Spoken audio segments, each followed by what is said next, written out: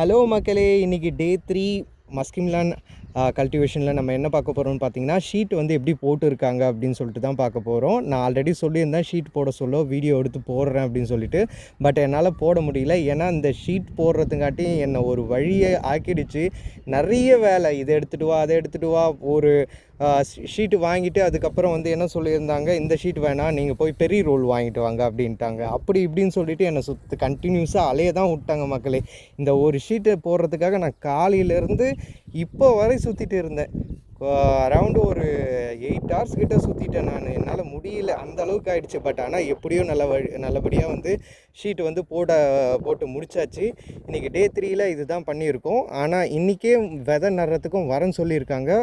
பார்க்கலாம் எப்படி இருக்குன்னு. விதை நட சொல்ல நான் கண்டிப்பாக வந்து உங்களுக்கு வந்து வீடியோ எடுத்து போடுறேன்.